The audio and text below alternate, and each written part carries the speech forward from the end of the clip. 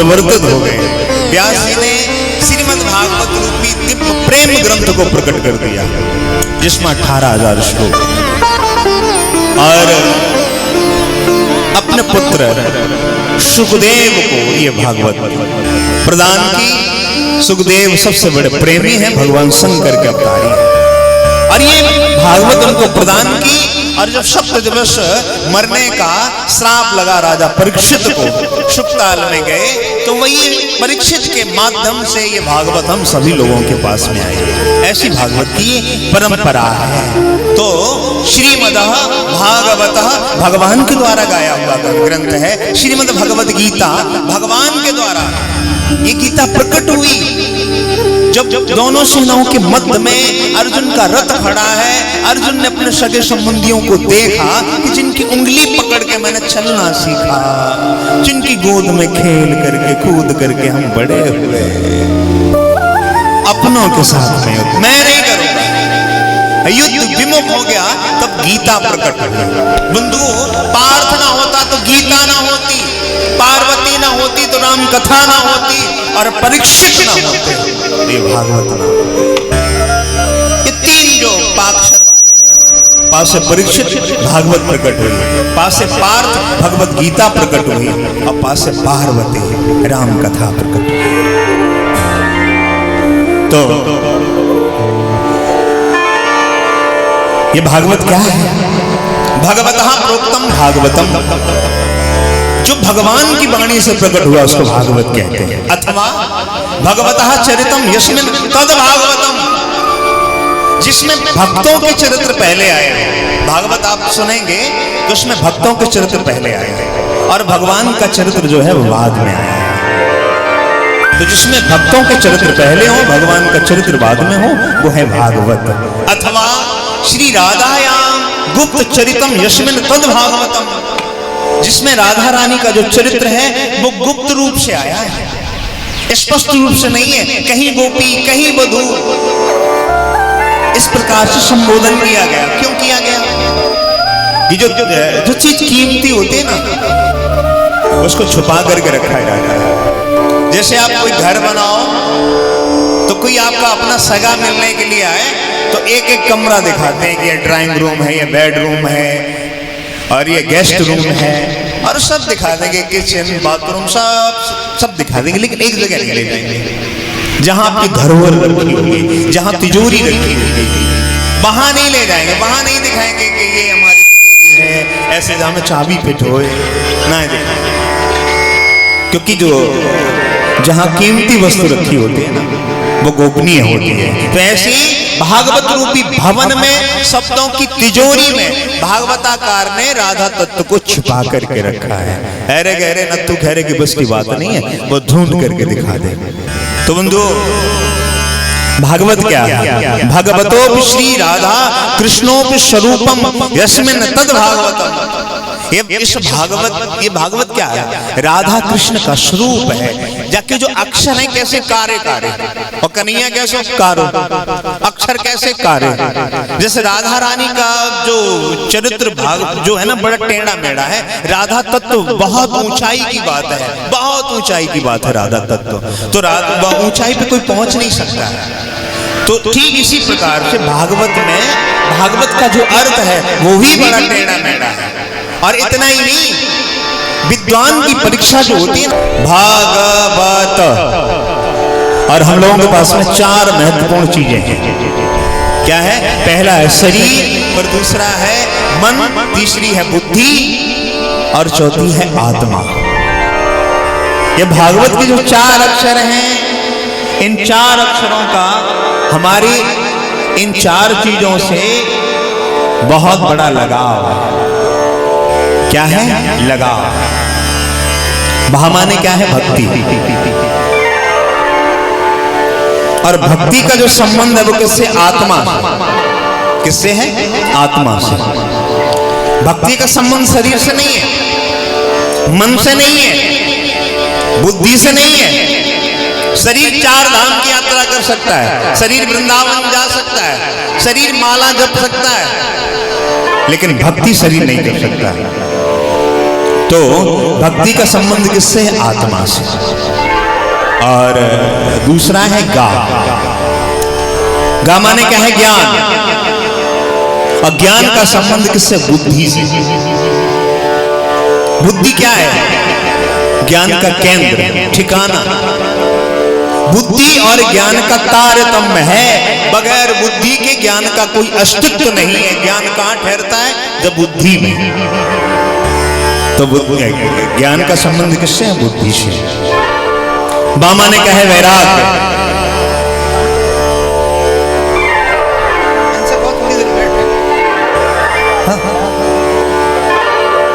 तो बामा ने कहा वैराग्य।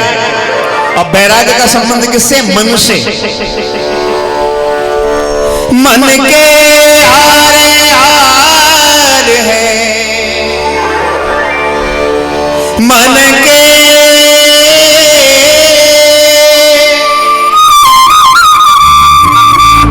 हारे हार है,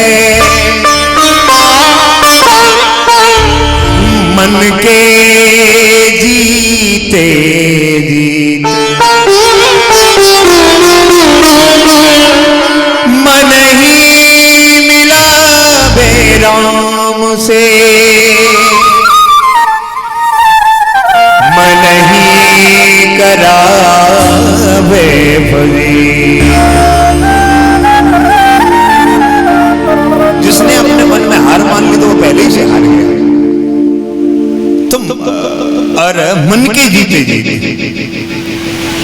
एक लंदन में एक राजा हुआ जिनका नाम था चर्चिल। किसी दूसरे देश के राजा ने हमला कर दिया तो उनकी सेना लड़ने लगी।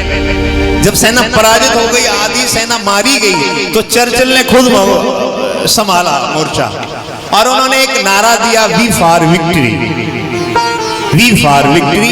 ऐसा जोश भर दिया और वो मुट्ठी भर सैनिकों ने पूरी सेना परास्त कर दी। तो मन के जीते जीते। कभी उत्साह को कम नहीं करना है, उत्साह लबालब भरा रहना चाहिए। जहां उत्साह कम हो गया, जैसे हनुमान जी कहते हैं कि हो ये काज मोय हर्ष विषय, मेरे अंदर एक सिम्टम पैदा हो रहा है कि काम होगा। तो कभी उत्साह को कम नहीं होने देना। और इस संसार में जितने भी नाते रिश्ते हैं, सबका संबंध है मन से। जननी जनक बंद सुतदारा, जननी जनक बंद सुतदारा, धन भवन स्वर्ग परवारा।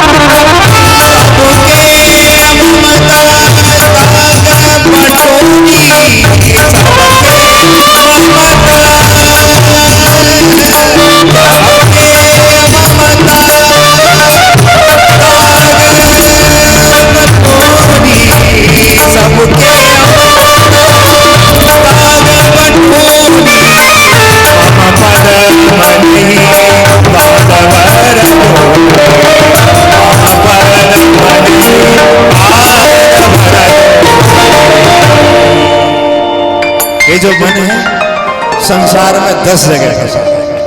कितने जगह फंसा है? 10 जगह। जननी जनक बंधु सुतदारा।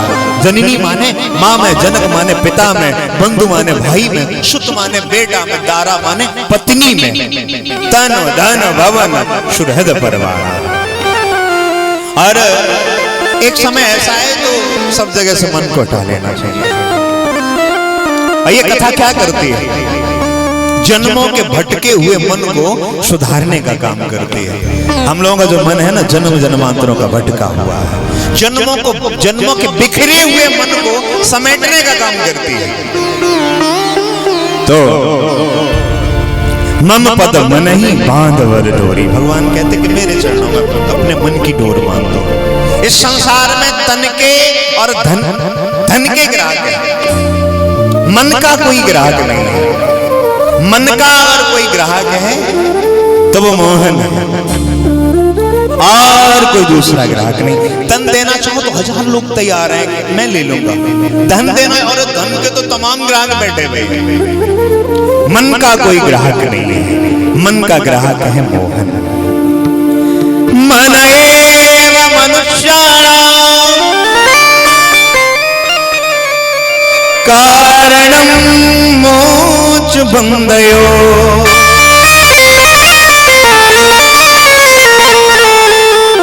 गीता में भगवान कहते हैं कि मन ही बंधन और मुक्ति का कारण।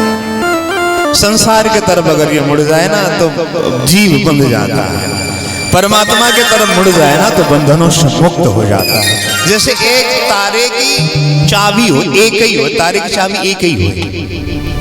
अगर एक तरफ मोड़ दो तो ताला बंद हो जाए, दूसरी तरफ मोड़ दो तो ताला खुल जाए। ठीक इसी प्रकार से ये जो मन है, तो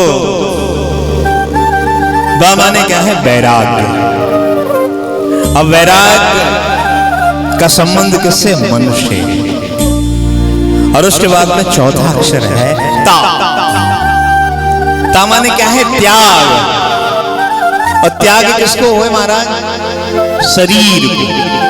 कोई भयानक रोग हो जाए तो डॉक्टर पहले ही कहे कि ये चीज परहेज करना पड़ेगा, ये चीज छोड़नी पड़ेगी। शुगर है जाए तो फिर कितनी प्यारी रबड़ी लगे, पेड़ा लगे, फिर वो छोड़ने पड़ेगा। हाँ, डॉक्टर कहता छोड़ दो अगर भलाई चाहो तो। चर्म रोग हो जाए फिर खट्टा मीठा तीखा सब पे बैलेंस चढ़ाना पड़ता है। अब बगैर परहेज के कोई दवाई काम ना करे। ये कथा भी औषधि है। ये कब रंग लाएगी, कब असर करेगी, जब आप परहेज करोगे। आपको गलत खान पान छोड़ना पड़ेगा, आपको गलत उठना बैठना छोड़ना पड़ेगा। जब तक आप परहेज नहीं करोगे, आप चाहे 100 कथाएं सुन लो, हाँ? दिन में कथा सुनी और रात को महाराज पी के आ गए। दिन में कथा सुनी, सांझ को महाराज 250 ग्राम पैक कराए के ले आए। तो ऐसी कथा महाराज 100 सुन लो, कोई असर ना आएगा। परहेज, कोई भी औषधि का सेवन करो, कोई भी दवाई का सेवन करो, तो डॉक्टर परहेज पहले करता है कि परहेज पहले करो। जितना परहेज करोगे उतनी वो दवाई असरदार होगी। तो तामाने क्या है, त्याग। और त्याग का संबंध किससे है, शरीर से। तजोरे मन हरि विमुख न को संग। तजोरे सबसे बड़ा त्याग क्या है, जो भगवान को नहीं मानते हैं, जो भगवान से विमुख हैं, जो भगवान का नाम सुनते ही जिनको महाराज, जिनका मुख खट्टा हो जाता है, ऐसे लोगों से दूर हो जाओ। तजोरे मन हरि विमुख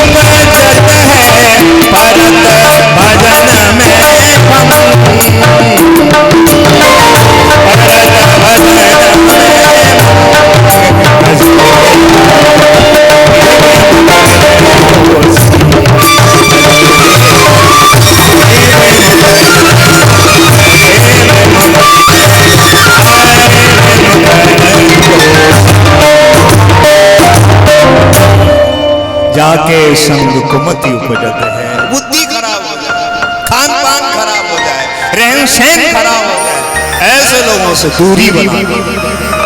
यही सबसे बड़ा त्याग है। और कितना हो गया? श्रीमदा भागवता। अब कितना बचा है? महापुराण। इसको महापुराण क्यों क्या है?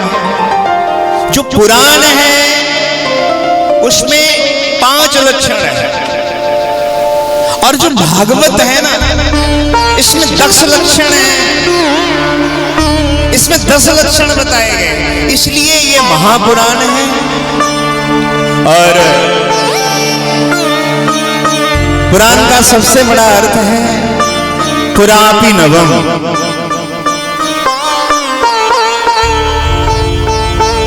साफ नहीं आ रहा। पुरापि नवम, जो पुरानी होने पर नई लगे, जो पुरानी होने पर नई जैसी लगे, वो है पुराण। तदैव रम्यम रुचिरम नवम नवम तदैव शाश्वत मनुष्यो तदैव रम्यम। इसको सुनो ना तो मन रम जाता है। रुचिरम, रुचि बढ़ती है। नवम नवम, इसको सुनते ही मन रमने लग जाता है।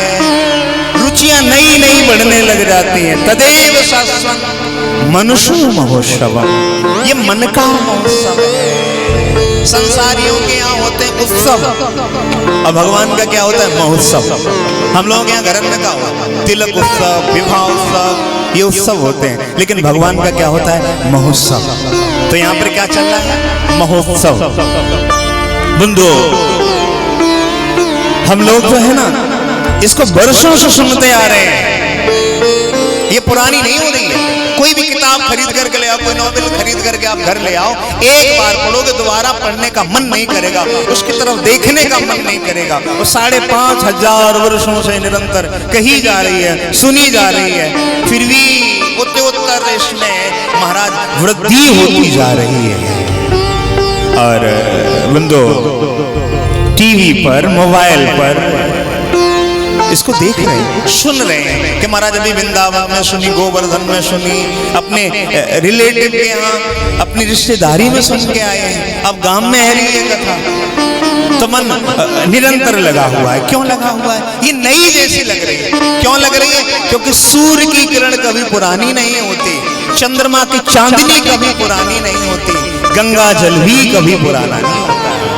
घाट जरूर पुराने हैं, गंगा जी के घाट जरूर पुराने हैं, लेकिन गंगा जल पुराना नहीं है। जब भी है वो नया है। हाँ। और दिने दिने नवम नवम, जब हम नहीं थे तब भी कोई कथा कह रहा था। जब ये शरीर नहीं था तब भी कोई कथा कह रहा था। हरिद्वार में राम सुखदास जी कह रहे थे, और डोंगरी जी महाराज कह रहे थे। और जब हम लोग नहीं है, जो पीढ़ी इस समय कथा कर रही है, ये पीढ़ी नहीं होगी तब भी कोई कथा करेगा, और आप लोग नहीं होंगे तब भी कोई कथा सुनेगा, क्योंकि ये कभी। और एक प्रसंग आता है कि एक बार भोलेनाथ भवानी के साथ में नंदी पर सवार होकर के चले। एक बहुत बड़ा फील्ड पड़ा था। भोलेनाथ उतरे, नंदी से उतर करके उस फील्ड के महाराज दंड के समान प्रणाम किया। भवानी, देखिए माताओं को शंका बहुत जल्दी हो जाती है, वो शंका ग्रस्त हो गई। कहीं बैंड बजने लग जाए तो उनके कान खड़े हो जाते हैं। जब तक पतो ना कर लेंगे बज कहाँ रहे हैं, तब तो उनको शांति ना मिले कि ये बाजे बज कहाँ रहे हैं। तो ऐसे ही महाराज भवानी को शंका हो गई कि महाराज यहाँ ना कोई तीर्थ स्थल है, ना कोई देवालय है, ना मठ है, ना मंदिर है, आपने कौन को प्रणाम किया है? तो भोलेनाथ ने कहा, देवी, आज के 1000 वर्ष पहले यहाँ भगवान की कथा हुई। फिर थोड़ी दूरी पर चले, फिर उतर करके प्रणाम किया। फिर वही प्रश्न माता पार्वती का कि आप यहाँ पर क्या? कहा कि देवी, 1000 वर्ष के बाद में यहाँ पर भगवान की कथा होगी। तो जैसे कथा पूजनीय है, वैसे ही कथा स्थल भी पूजनीय है। कथा स्थल भी पूजनीय है। स्थान का महत्व होता है।